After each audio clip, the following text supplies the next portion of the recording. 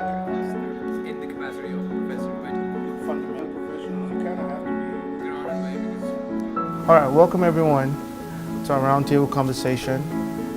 Today we will just be talking about how the world sees Canada and how Canada sees the world.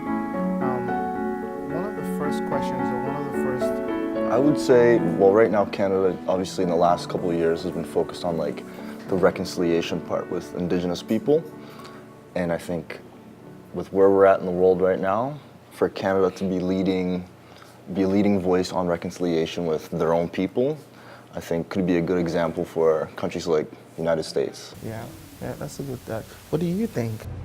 I think Canada has a unique opportunity to put some focus, perhaps reaffirm some of our climate change goals. So I think that is a golden opportunity for us.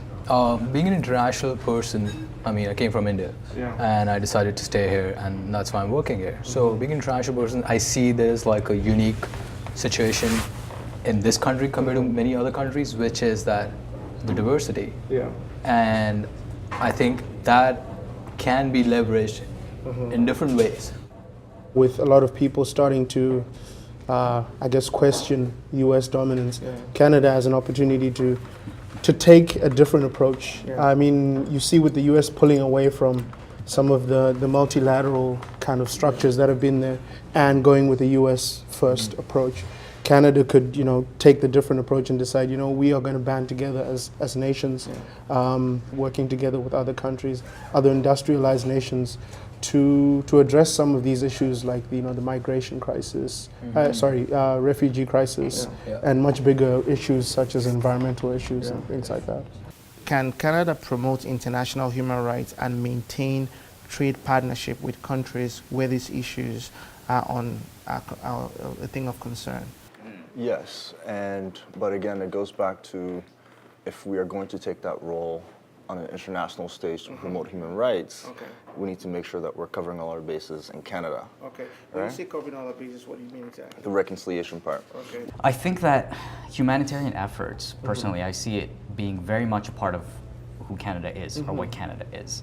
I think across the world, I think I'm right in saying, people have this perception that Canadians are the nicest people around. Yeah. Yes. Right? So I'd like to think that it is very much of who we are as a people, no matter where you come from.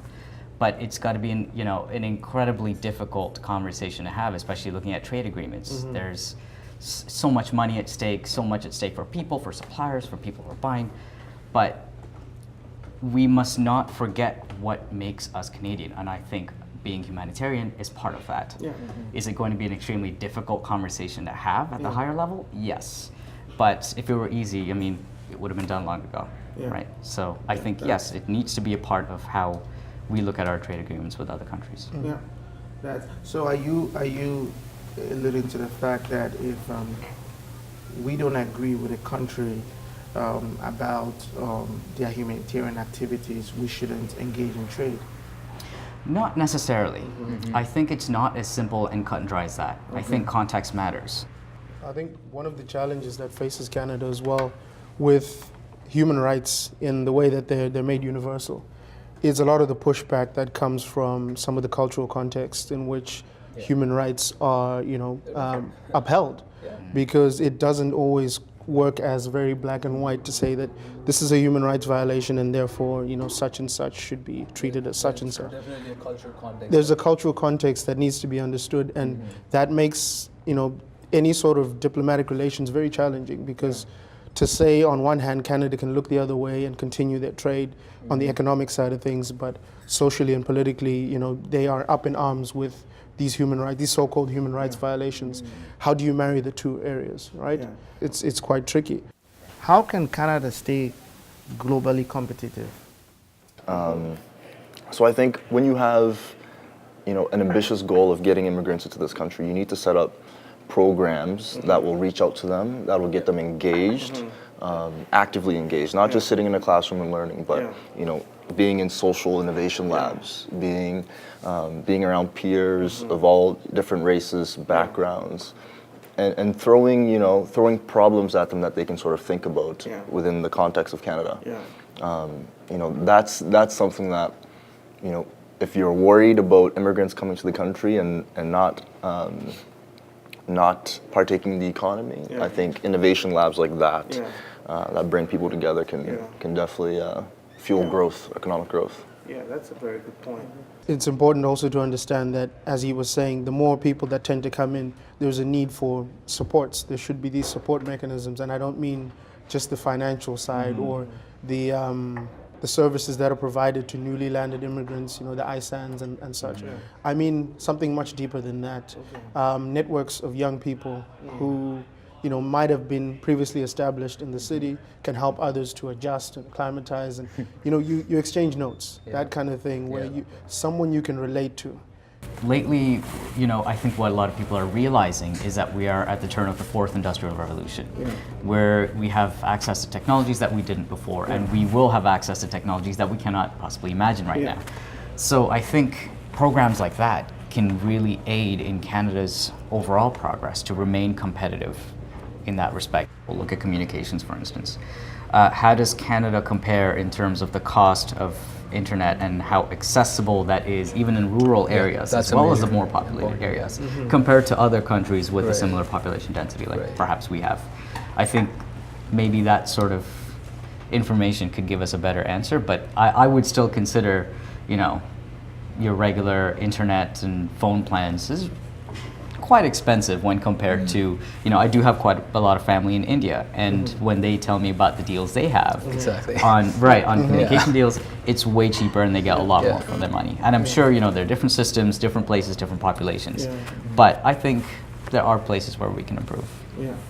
My final question is, now within the G20 and outside of the G20, how do you think the world and other countries view Canada?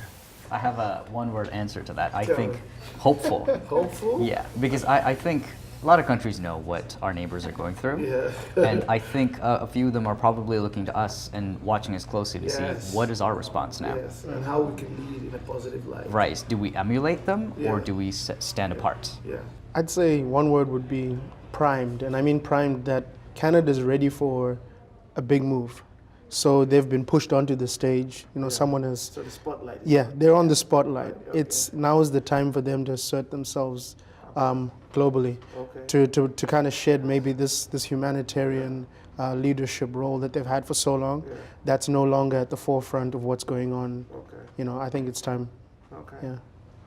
In my mind, say if I take a helicopter view of, maybe not a helicopter view, maybe from the space, maybe from the moon, and if I look at Canada, I would see Canada as someone or like a place which is a leader.